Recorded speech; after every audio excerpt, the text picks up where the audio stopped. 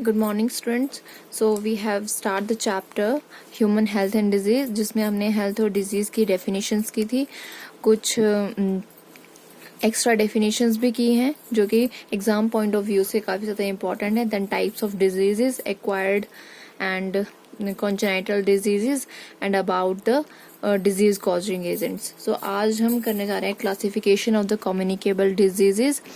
So these are classified into 7 groups according to the nature of pathogen. So first one is viral diseases.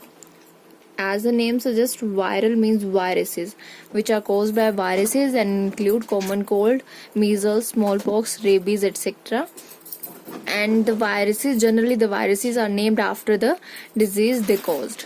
Number 2 is rickettsial diseases. So these are caused by rickettsia, which are obligate intracellular parasites. What are parasites? Parasites are those which can live in or on the body of the host. Obligate parasites वो होते हैं जो मतलब कि कुछ parasites होते हैं जो which are attached to the host all the time, ठीक है. और कुछ पैरासाइट्स ऐसे होते हैं कि वो कुछ टाइम के लिए अटैच होंगे होस्ट के साथ, then take their food and then go away. So जो रिकेट्सिया होते हैं, दे आर ऑब्लिगेट, मतलब कि ये अपने होस्ट के साथ ऑल द टाइम रहते हैं. They include Q fever, trench fever, typhus fever. Then bacterial diseases, so these are caused by bacteria and examples are typhoid, TB, food poisoning. Then spirochetal diseases, these are caused by spirochetes which are spiral in shaped, and examples are syphilis. And जो sexual transmitted diseases हैं, and they are also called venereal diseases, वो भी they are caused also by these spirochetes. And then protozoan diseases are caused by protozoa जो कि protist group से related है, and include malaria, amoebic dysentery,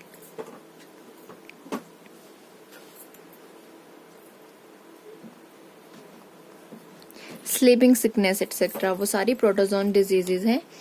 And then fungal diseases, number 6, these are caused by fungi and includes ringworms और athlete's foots.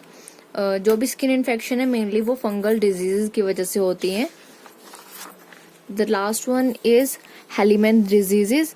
सो जो helminth diseases हैं, these are caused by helminths, that is flat worm और round worm जो है वो हेलीमेंथीज group में आते हैं, and they cause elephantiasis and ascariasis. और जो टेप वर्म है वो भी एक्चुअली कॉज करते हैं in the intestine. They are actually called intestinal worms. So next topic is about how pathogen causes disease. कैसे जो है वो डिजीज जो है वो हो रही है, पैथोजन कैसे एंट्री कर रहा है. एक्चुअली हमने इसके बारे में पढ़ लिया कि वो ट्रांसफर कैसे हो रहा है, through various contacts, through soil या थ्रू व्हीकल्स या जो भी वेक्टर्स हैं, एक्चुअली जो आर्थ्रोपोड्स हैं उनके थ्रू एंटर हो रहा है हमारी बॉडी में. बट वो एंट्रेंस हो कैसे रही है. So the pathogen enters in our body in 2 ways. First one is tissue damage and other one is toxin secretion. So pathogen damaging the tissue of any organs and enter in the body of the host. So this is the tissue damage, and the bacteria of the TB tuberculosis damage cells and causes lesions in the lungs. So how the bacteria of the TB enters in our body, they causes lesions in the lungs, ठीक है, और enter हो जाते हैं फिर lungs में. And then virus of the rabies, जो rabies virus है, they destroy the cells of the CNS, central nervous system के सेल जो है वो डिस्ट्रॉय कर जाते हैं, they enter in the central nervous system. Then next one is toxin secretion. Toxin secretion होती है हमारी बॉडी के अंदर. Many microbes produces powerful poisons called toxins. ये जो टॉक्सिन्स हैं they actually secreted by the pathogen. जो माइक्रो ऑर्गेनिजम्स हैं वो क्या करते हैं, सिक्रीट करते हैं कुछ powerful poisons which are called toxins and causes disease. So toxins are of 2 types. First one is endotoxins. So endotoxins they retain in the pathogen में ही रहते हैं and release when they die and disintegrate. और तभी release होंगे जब pathogen they would die और they would disintegrate actually. And they are produced by the gram negative bacteria. They are actually lipopolysaccharide in nature LPS in nature. They include plague, dysentery, meningitis.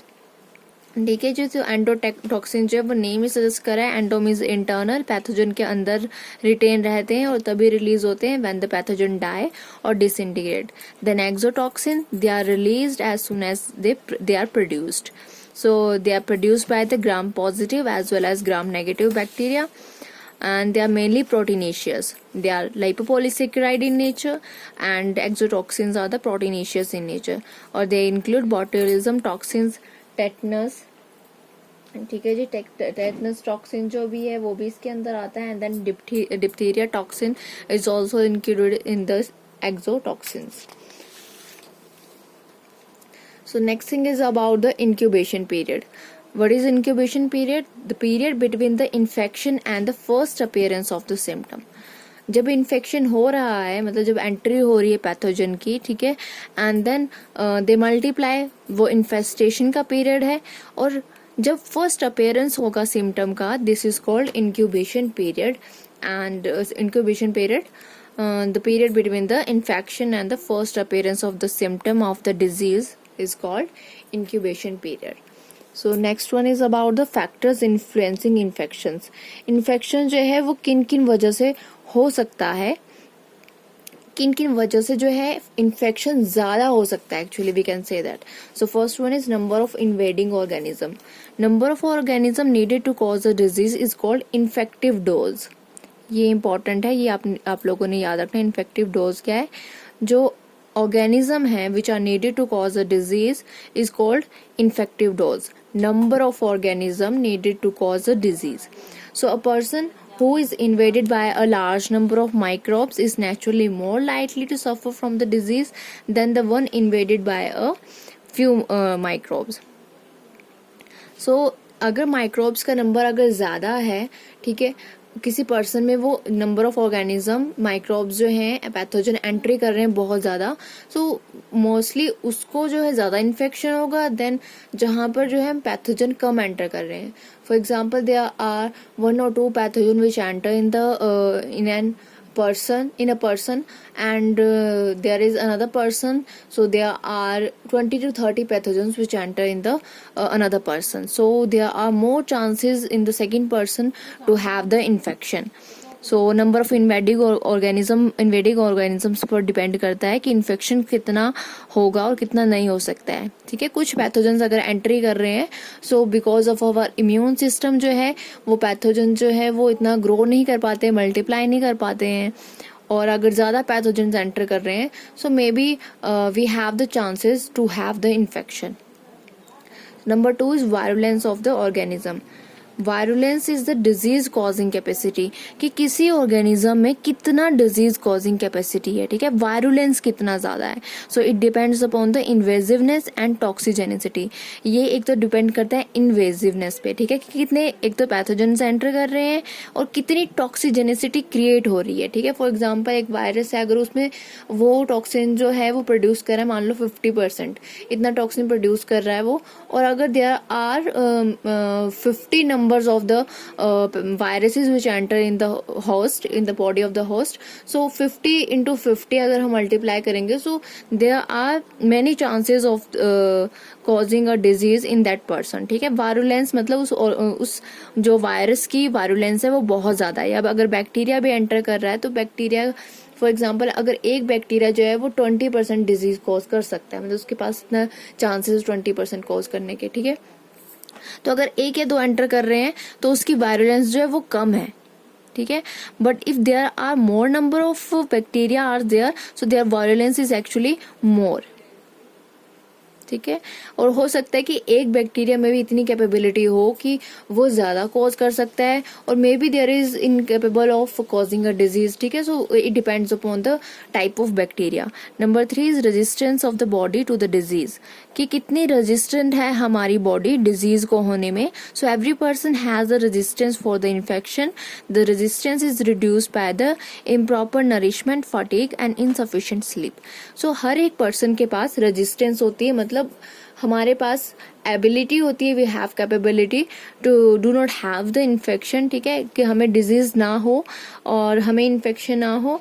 और ये resistance जो है वो कम हो सकती है कैसे, if we have improper nourishment, अगर हम प्रॉपरली डाइट नहीं ले रहे हैं, इनएडिक्वेट अमाउंट ऑफ डाइट ले रहे हैं, प्रॉपर नहीं ले रहे हैं, प्रॉपर फ्रूट्स एंड वेजिटेबल्स नहीं इनटेक कर रहे हैं, देन फटीग, हमें जो है रेस्टलेसनेस है, हम जो है ज़्यादा काम कर रहे हैं और कम रेस्ट कर रहे हैं, देन इनसफिशिएंट स्लीप, जो प्रॉपर अमाउंट ऑफ स्लीप है उतनी स्लीप नहीं ले रहे हैं, कम ले रहे हैं, जिसकी वजह से जो रेजिस्टेंस है हमारी बॉडी में वो कम होती जाती है। तो हमें प्रॉपर डाइट लेनी चाहिए, प्रॉपर एक्सरसाइज करनी चाहिए, प्रॉपर जो जितना काम कर रहे हैं उसके अकॉर्डिंग हमें रेस्ट भी करना चाहिए और सफिशिएंट अमाउंट ऑफ स्लीप भी लेनी चाहिए। सो फोर्थ वन इज़ इम्यूनिटी, जिसकी मैं बार बार बात कर रही थी कि हमारी बॉडी में इम्यूनिटी होती है। इट इज़ नेचुरल और एक्वायर्ड, ठीक है, नेचुरल भी हो सकती है हमारे बॉडी के अंदर फ्रॉम द बर्थ प्रेजेंट भी हो सकती है, और हम एक्वायर भी करते हैं इसको इम्यूनिटी को। So it is a detail topic in the next segment, ठीक है, हम इसके बारे में डिटेल में पढ़ेंगे कि नेचुरल और एक्वायर्ड क्या है। बट अगर मैं जनरल की बात करूँ तो नेचुरल भी होती है, एक्वायर्ड भी होती है। Resistant to a specific disease is called immunity. So what is immunity? Natural or acquired resistance to a specific disease. हम एक resistance cause कर रहे हैं disease को, that is called immunity, ठीक है। वो resistance कहाँ से आ रही है? वो immunity से आ रही है। अगर मैं इस point की बात करूँ कि resistance of the body to disease, it is actually included in this immunity. कि इम्यूनिटी है तब रेजिस्टेंस आ रही है, अगर इम्यूनिटी नहीं होगी तो रेजिस्टेंस जो है वो भी नहीं होगी। So a person who has recently recovered from a disease और has been vaccinated against it is immune to it. अगर हम बोलें कि किसी पर्सन को कोई डिजीज हुई है, अगर कोई भी डिजीज हुई है, तो अगर वो उस पर्सन जो है वो उस डिजीज से रिकवर हो चुका है या फिर वो वैक्सीनेट हो चुका है उस डिजीज के against, so we can say that he is immune to that disease, ठीक है जी। अगर वो उसको डिजीज अभी हुई है, फॉर एग्जांपल अगर कॉमन कोल्ड की बात करें, तो अगर उस पर्सन को कॉमन कोल्ड हो चुका है, वो सफ़र कर रहा है कॉमन कोल्ड से और कुछ टाइम के बाद जो है वो कोल्ड जो है वो रिकवर हो गया है, so we can say that कि अब ये इम्यून है, ठीक है। अब जो है इन्फेक्शन होने के चांसेस कम है या ना के बराबर है। So this is called immunity.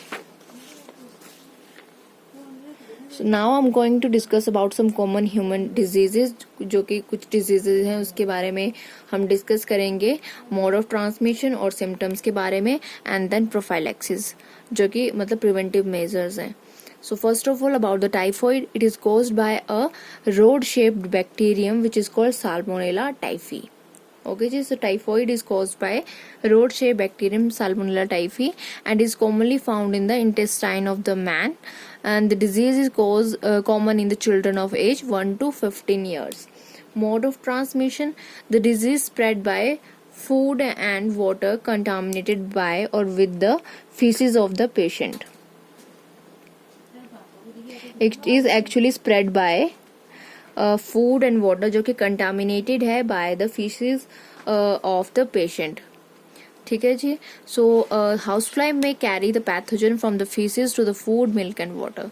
So house fly जो है वेक्टर है, वो कैरी कर रही है डिजीज को, and the disease is actually carried by house fly from the faeces of the patient, और वहां से पेशेंट के फीसिस के ऊपर बैठी हैं वो house fly, and then they sit on the food of the healthy person, milk and water, किसी पे भी मतलब हेल्दी पर्सन के किसी भी फूड के ऊपर बैठ रही है, मिल्क के ऊपर या वाटर के ऊपर बैठ रही है। So from that pathogen enters through mouth and cause lesions in the intestine.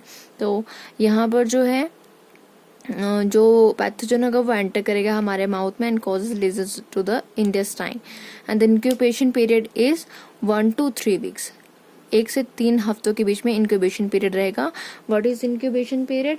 It is the period between the infection and first appearance of the symptom, ठीक है। तो इंक्यूबेशन पीरियड जो है, सिम्टम अपेयरेंस का पीरियड जो है 1 to 3 weeks लेगा, उसके बाद सिम्टम्स अपेयर होंगे। And then symptoms are high fever, headache and weakness, abdominal pain and inflammation in ileum and colon, which is part of intestine, and then liver and spleen become enlarged. So these are the symptoms. So typhoid can be confirmed by the Widal test. Widal test के through जो है हम typhoid को confirm कर सकते हैं. And then preventive measures और prophylaxis क्या होगी? Proper sanitation of human faeces, then screening of eatable from flies. जो भी हम खाना खा रहे हैं they have proper screening. Then typhoid vaccination is given to provide immunity for 3 years actually. ठीक है, जो वैक्सीन है वो ऑरल और इंजेक्टेबल है, अलोन भी ले सकते हैं along with the tab.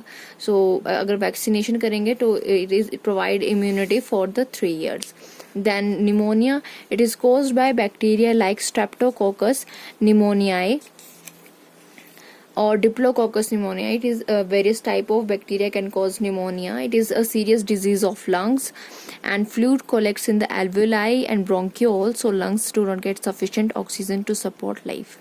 Simple है कि लंग्स की डिजीज है एक, या फ्लूइड जो म्यूकस है जिसको हम बोल सकते हैं फ्लूइड और mucus which collects in the alveoli of the lungs और bronchioles of the lungs. So lungs do not get sufficient amount of oxygen, ताकि हम जो है रिस्पायर कर सके, रेस्पिरेशन नहीं हो पाएगी proper. So it can cause breathing problems. Mode of transmission, the disease spread by sputum of the patient, and pneumococci are inhaled and settle in the bronchioles. Then the alveolar wall swells up. अब क्या होगा, जो pathogen है वो enter कर गया bronchioles में, और जो एल्वियोलर वॉल है वो सेल अप हो जाएंगी and secrete a protein rich fluid. Secrete करेगी प्रोटीन को which act as a cultural medium for the bacteria. Bacteria के लिए वो एक कल्चर मीडियम की तरह काम करेगा एंड ब्लॉक्स द ब्रोंक्योल्स, और वो ब्रोंक्योल्स को ब्लॉक कर देगा. Then pneumonia commonly occurs in the old age, depend upon the type. ठीक है, ओल्ड एज में भी हो सकता है और जो चिल्ड्रंस है अर्ली एज में भी हो सकता है, depends upon the type. There are 2 types of pneumonia. So incubation period जो है वो 1 to 3 days है. Then symptoms, high fever, cough and headache, pain while breathing, because lungs की डिजीज है, रेस्पिरेशन जो है वो प्रॉपरली नहीं हो रही है. सो जो ब्रीदिंग प्रॉब्लम हो जाएगी. And then in severe cases the lips and finger tails may turn bluish lips हो जाएंगे. ठीक है, फिंगर जो हमारे नेल्स हैं वो actually turns into bluish colour. Then sputum is bloody and rusty.